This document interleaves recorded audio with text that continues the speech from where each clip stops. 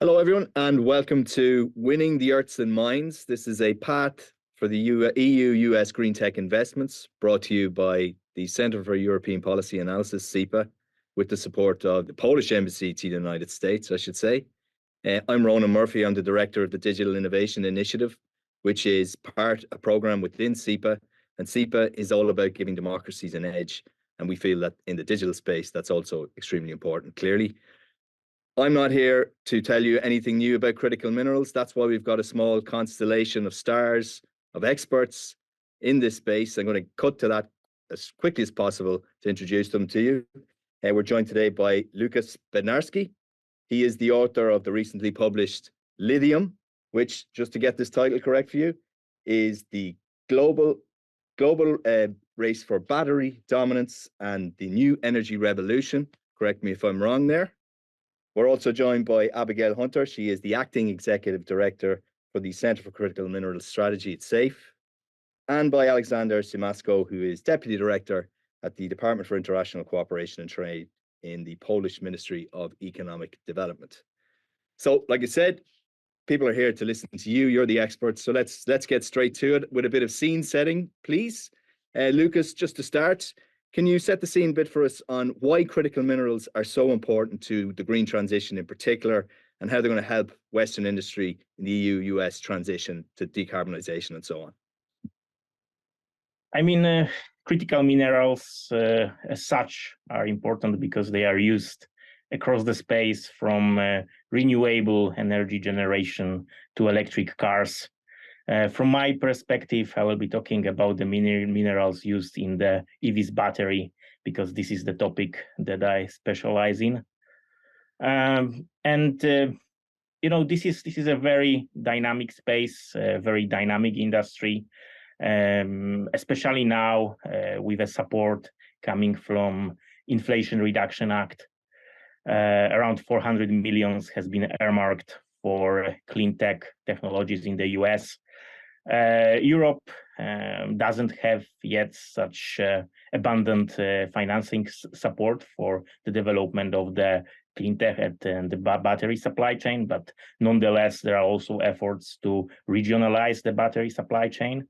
So, from larger perspective, we have these two blocks of countries trying to join the battery supply chain, and the current dominant players as China, South Korea, Japan.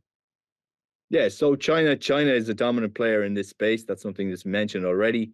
Abigail, could you explain to us how China became so powerful in refining and processing these minerals? Well, I think China saw in the cards long before we did the importance of securing these minerals across the supply chain. I don't think anyone will disagree with me on the utter dominance that they have at every single segment step. And similar to Lukasz, we're very focused on the automotive sector, so my remarks will also speak more to the battery applications of these minerals. A lot of countries have woken up to their mineral reserves and the ability to utilize their domestic resources to solve some of these problems. But what we narrow in on a lot at SAFE is the processing choke point.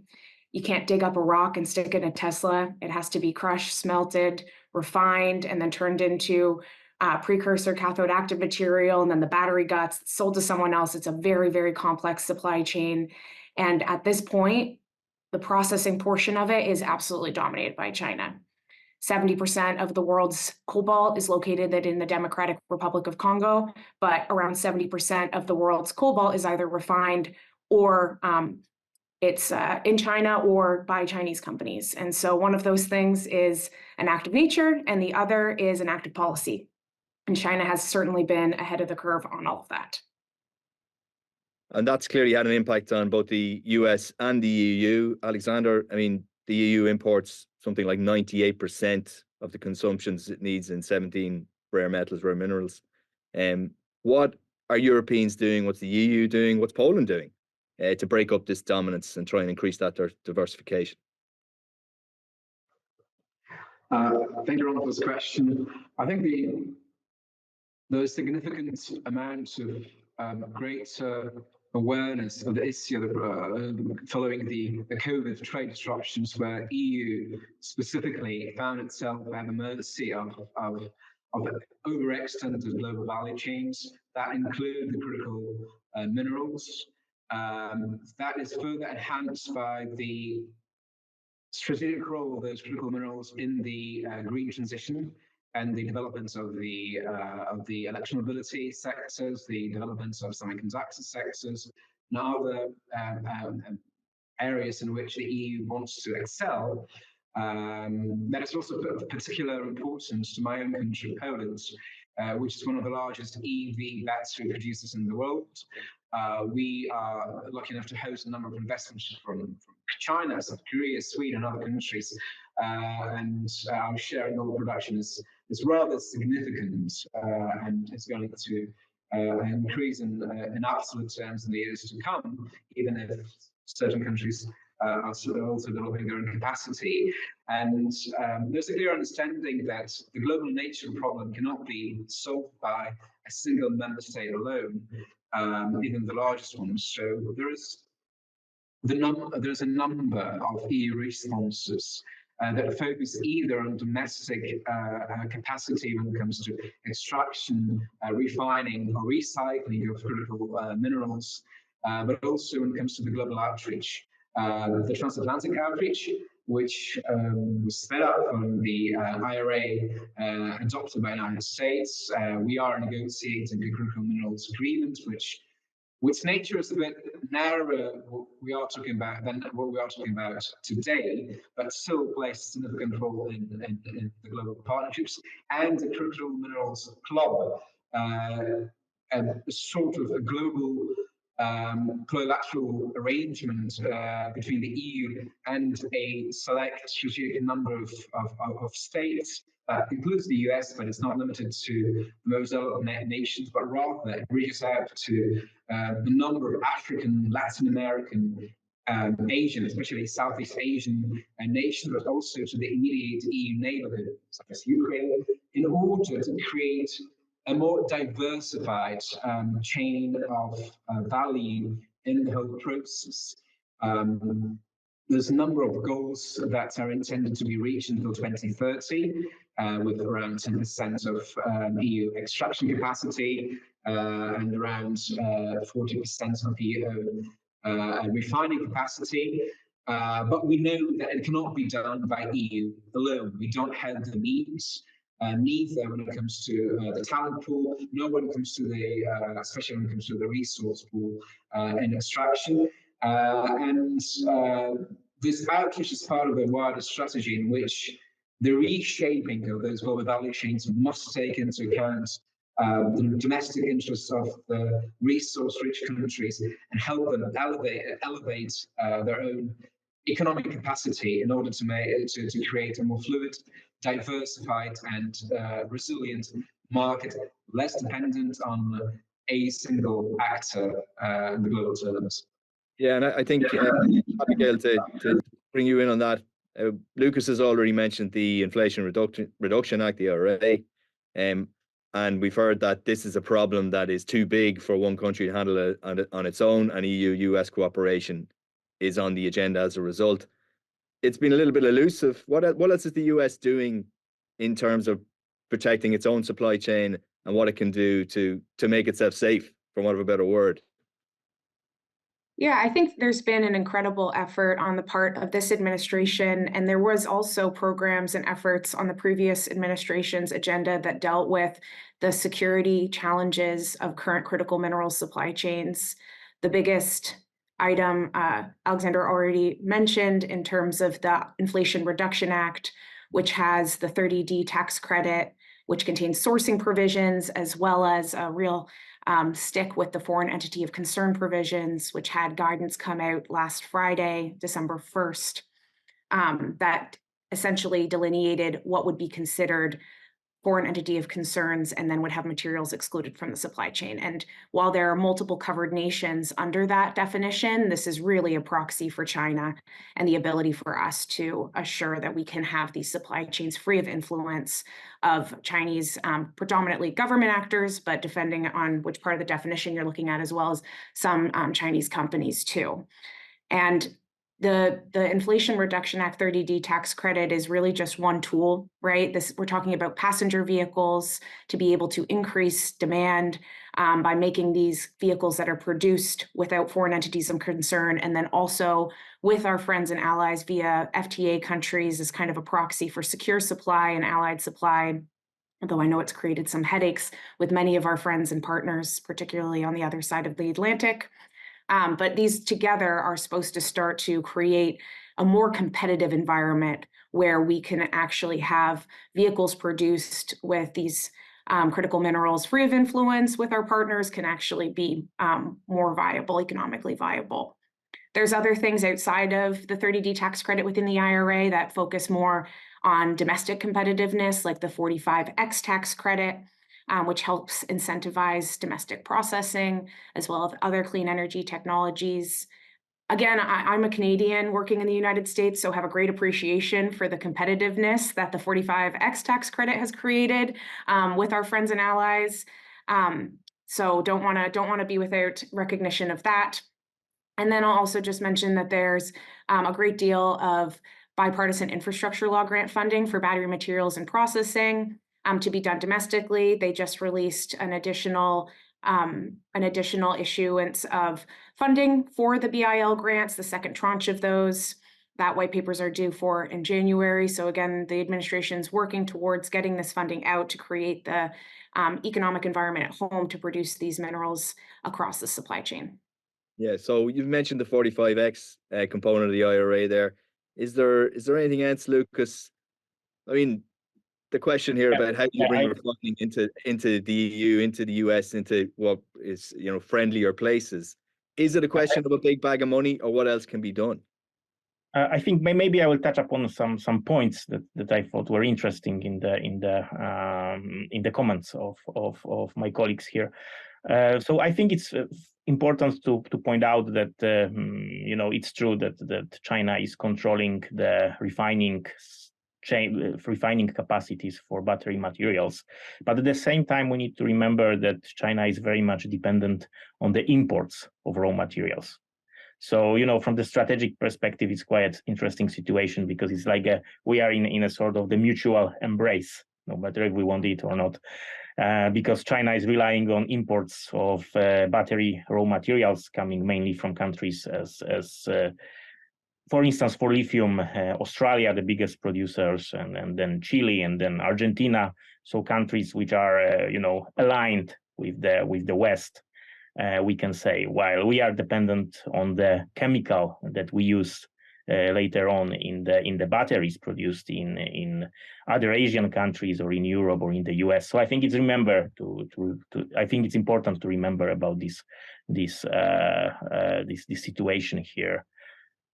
Regarding Inflation Reduction Act, from my perspective, it's quite interesting that here the cooperation between the EU and the US is quite limited, right? Because the EU does not have a free trade agreement with the US. So the EU battery industry will not directly benefit from the Inflation Reduction Act. From countries which participate in the battery supply chain and which we can consider as Western countries, friendly countries, South Korea, Japan, Chile. These are Australia. These are the jurisdictions which are going to, I think, benefit hugely from Inflation Reduction Act and can be a partner for the development of the US battery supply chain. So can I just quickly respond to the fact that, yes, China does rely on the imports of many raw materials, but it's not as easy as kind of saying, okay, we're going to cut off the supply of those materials, and then those materials will just then shift positions and come towards our countries.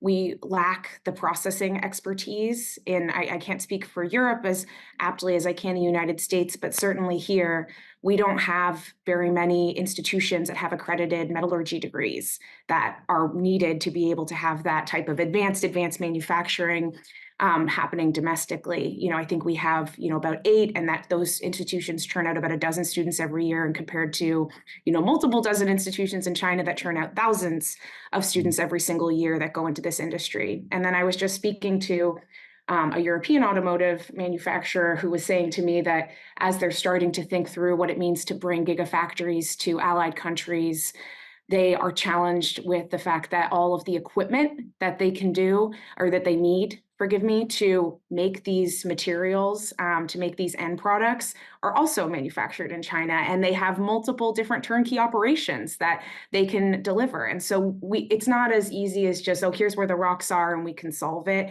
It really comes down to a technological race that we need to work with our allies on, and that's truly an area for EU-US cooperation, as well as with other allies that do have those technical expertise to be able to catalyze those advancements, potentially do it differently too. We don't need to replicate exactly what China has done. There's certain processes that come with emissions profiles that maybe, the US and the EU are not seeking to have embedded in our supply chains. And so certainly on the technological side and the process innovation side of building these end products and processing these materials, there's an opportunity for us to work together. And that's an interesting,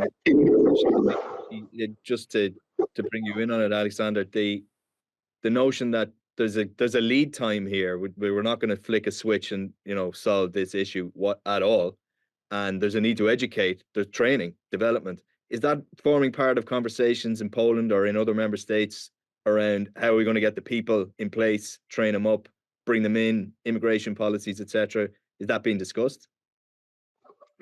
Well, thank you. I think you can approach the question in a twofold manner. On one hand, there's a clear skills shortage. That is happening in Poland, that's happening in the whole EU, that is happening in every modern developed economy. We are experiencing a skills shortage or a skills mismatch. And obviously, a lot more has to be done when it comes to the number of STEM graduates. Poland is actually leading there in the field in the region. But certainly upskilling those existing engineers and making sure that future generations of both technical and advanced workers are there is a challenge to come. Having said that, there's a lot of long-term emphasis on the development of domestic processing sector and recycling sector in EU strategies, but it's also an opportunity to engage in stakeholder reach out. The message that the EU is receiving while engaging with partners like Indonesia, Malaysia, or with more advanced partners where there's already an existing network of FTAs that are being modernized, like Mexico and Chile, is that those resource-rich countries wish to have a greater added value remain at home. And this creates a perfect investment opportunity for capital-rich countries which experience labor shortage. So it's capital-hungry countries with excess or abundance of labor and resources. And it's also part of the global gateway sort of infrastructure partnership network launched by the EU within the framework of Geopolitical Commission. So while the development of domestic capacity is a must, it's clearly a process that will take a significant amount of time. It is also a process which reinforces itself. Going back to a very narrow but important domestic example, by introducing the number of FDIs in battery sector in Poland, which is non-native, we have managed to spur a native, local, domestic content in the form of battery recycling sector. thus helping us to, first of all, reach one of the goals of circular economy, but more importantly, to extract some of these reused resources and help reduce our external dependencies.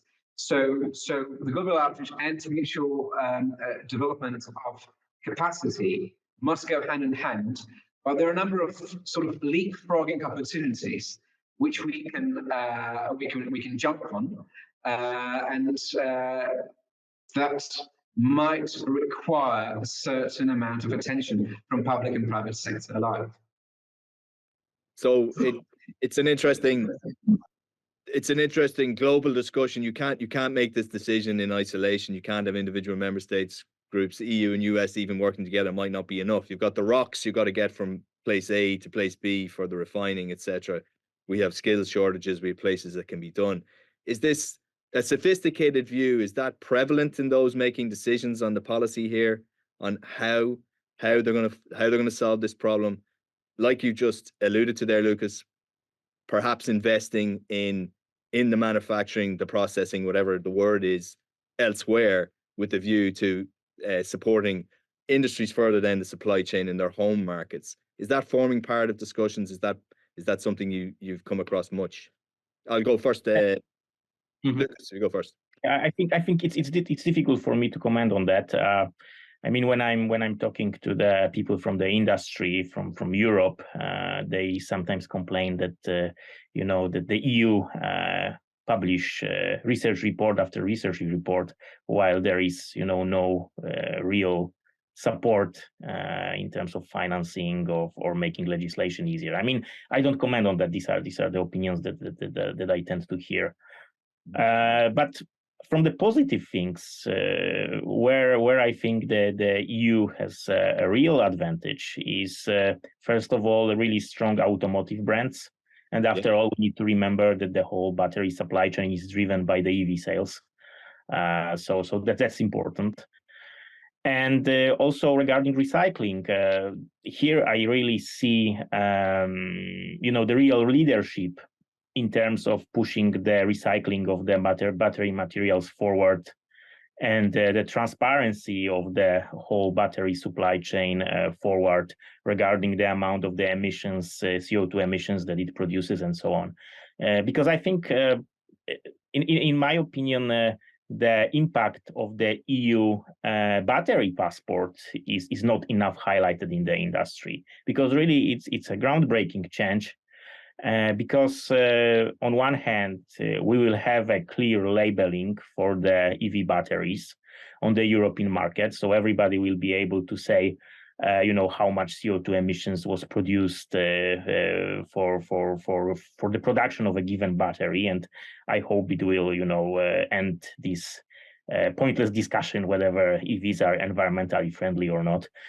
And on the other hand, it should really kickstart the recycling sector, not only in Europe, but globally for battery materials, which is not so strong as of today, because there is a clear requirement by law that no matter who puts the EV battery on the market, no matter if it's the EV producer or a battery supplier or just a trader, this person needs to make sure that there are the thresholds for recycled minerals are met, so that the given battery, for instance, contains at least 10% of recycled nickel or cobalt, and then 5% of lithium. And now I'm, saying these thresholds from the memory, so it might not be accurate. Please check. But these thresholds are quite significant, and with time they are set to be even increased. So, there will be no choice. The battery makers will need to make sure that really a part of the minerals used in the battery comes from recycling. And it's a great change. So this is another example of the EU as a regulatory hub where they're setting a standard. And is this something that others are aspiring to, Abigail? Is this something we will see transposed into the US?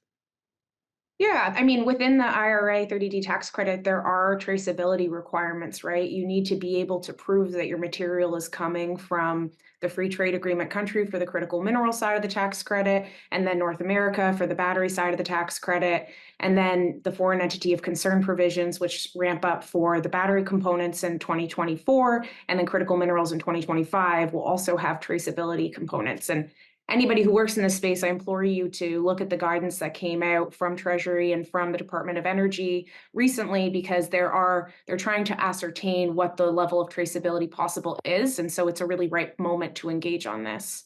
If you'll allow me, Ronan, I wanted to return to your question about the engagement with other countries. And you know, Aleksander spoke to the critical or raw materials club, which is expected to be announced, you know, soon.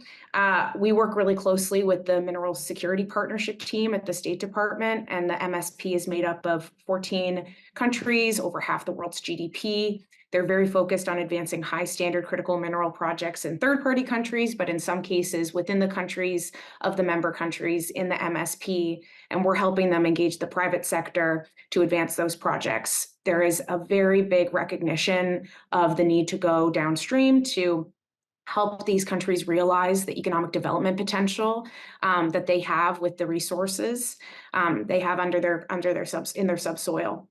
It doesn't necessarily make it easy. I think that whether it's the MSP or the Partnership for Global Infrastructure Investment, which the EU and the US are also a part of, or the Raw Materials Club, all of these bodies really want to be able to simultaneously have secure high standard supply of critical minerals and then also work with lower income countries for the economic development side of things. But all of that is much easier said than done. I think that one of the things that continues to challenge us in this space is China comes in with, you know, anecdotally suitcases of money and, you know, contracts that forego all of the high standard requirements that our consuming nations really prioritize, both domestically and increasingly abroad, through the transparency that we're trying to enshrine in the supply chain. And so I really think that we're going to have to work together in whatever the acronym is, PGII, MSP, this club, to be able to do that actively and potentially, you know, put a little bit more financial support behind it to advance these projects. Because as of right now, we're really slow to arm. So I asked earlier, is a big bag of money is also going to have to form part of the solution here if you are faced with people coming in literally with bags of money and taking what you're looking for out from under your nose? Is that It's finance and I think time, right? We have to strike the right balance between doing the effective due diligence to make sure that the money that we're investing, taxpayer dollars, into these projects are adhering to the same standards we would expect at home. But then also, you know, has direct benefits. We're in a very haughty political environment right now where protectionism is becoming far more popular, and the need to show the direct benefits to US taxpayers on our side of the Atlantic, yours on the other, it is absolutely necessary to ensure political viability of these programs, right? And it's very complicated to explain to a constituent why we're spending money overseas to secure graphite in Mozambique, right? We really have to work together to make sure that we're doing it efficiently, effectively, but then also politically viably. exactly? And is that a political question, I suppose, Aleksander? Is that a difficult message to deliver to a constituent, to a voter? And how do you go about that? Well, I think that most of developed world, or at least most of the OECD countries, have a long tradition of horizontal approach to development cooperation policies. So it is a bit easier to, if you take a horizontal approach, if you take the whole government's approach and try to develop in parallel, combine the foreign policy, human rights priorities, developmental priorities, and sort of strategic dilemmas when it comes to the access to those critical raw minerals, it is easier to process that within the government. And it's also done in a manner that is understandable to the domestic industry and at least parts of domestic constituencies within most European countries. It is also crucial to adopt sort of a package approach. For instance, again, going back to FTAs, FTAs concentrate on a number of issues outside of critical raw minerals.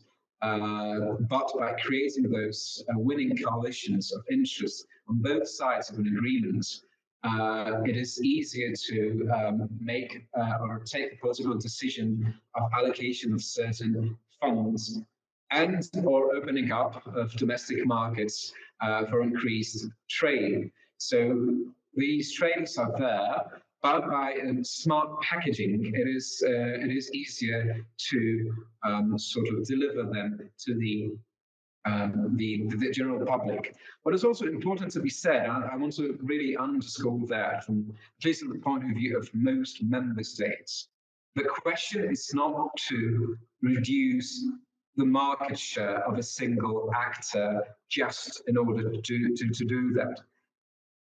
The aim is to introduce market fluidity and normal market mechanisms like competition and increase the greatest supply, rather than subjugate what is essentially a business question to political aims. Now, obviously, a reliance on a single supplier might lead to market abuses. And there is a clear risk when it comes to, for instance, export control. But this significance of international partnerships lies not just within the sort of multilateral DNA of the EU itself, but also in the deep belief that this strategy, in order to be successful, must be conducted with the industry and the stakeholder voice heard. And while it might be sometimes a difficult message for us and the government to understand, ultimately, businesses operate in a business logic. And it's our job to make this operation adhere and work within the larger strategic framework, but not to force anyone's hand when it comes to the choice of this and that supplier. So this is, to speak to Abigail's point a bit earlier, when you have public-private engagement, you want to facilitate innovation and not just replicate what other people are doing, in effect. And I'll stick with you just for a second, Aleksander. There are changes coming in Europe, and there's a new government incoming in Poland. Do you expect any dramatic change in approach or policy with the new commission, or with the change of government in Poland, or is it going to be stick to what we're doing now?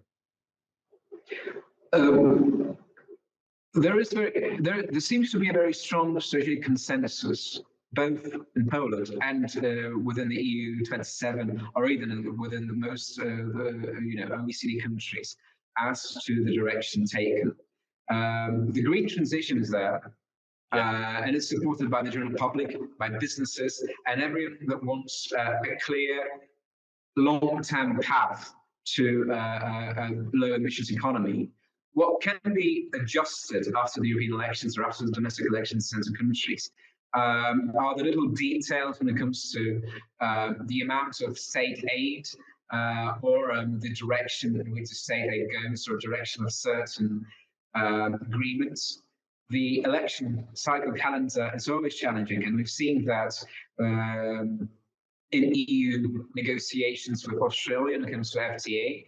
Those negotiations have been, have encountered certain obstacles during the recent meeting in Osaka.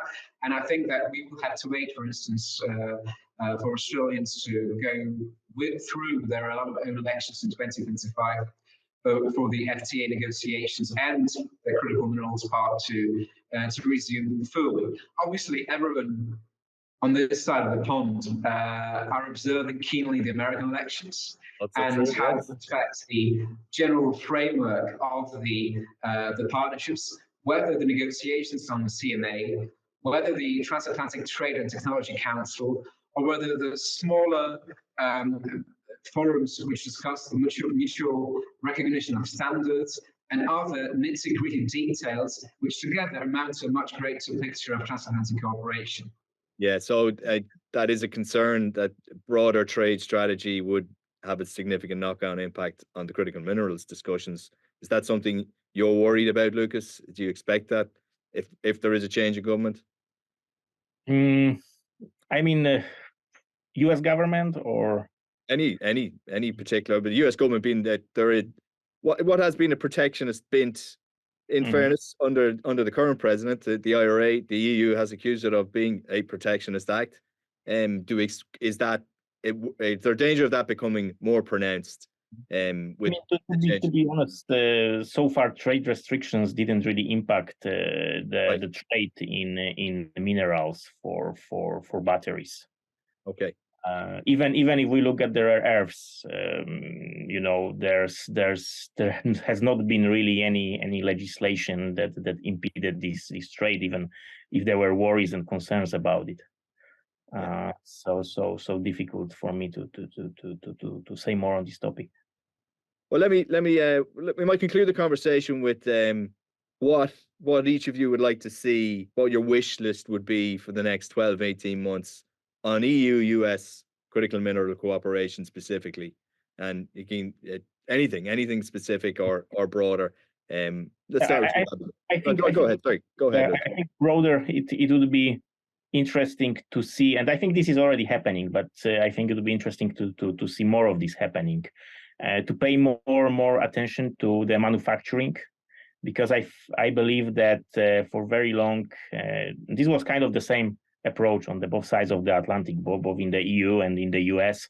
For very long, we cared about the innovation happening on the side of the lab, on the side of the university. And then we thought that when we will have this innovation in form of the patents, in terms of the know-how, it's easy to apply it commercially. While in reality, the last years show that it's not. That actually this ability to translate the innovations happening in the lab to the manufacturing facility, it's very difficult. And so it's very difficult to translate the innovations from the lab to the manufacturing side, but then it's also very difficult to scale this manufacturing to the levels that we need for the energy transition. So I would like to see more of the support for manufacturing, which was not very trendy in the last decade. Okay, so manufacturing. High tech manufacturing. There you are, manufacturing from Lukasz. Abigail, a 2024 big wish. Well, I'm going to go pre-2024 elections because, as alluded to, things can change. So I think in the short term, I'm very interested to see how this type of conversation presents itself during the TIS dialogue in January, which focuses on sustainable trade. We're very focused on trade right now at SAFE. And so I think that looking at those mechanisms and seeing how conversations ensure complementarity and competitive advantages taken advantage of in both regions are maximized. I'm really curious to see, as we've alluded to, how this raw materials club compares to the mineral security partnership. Again, emphasis on the need for complementarity and not duplicativeness.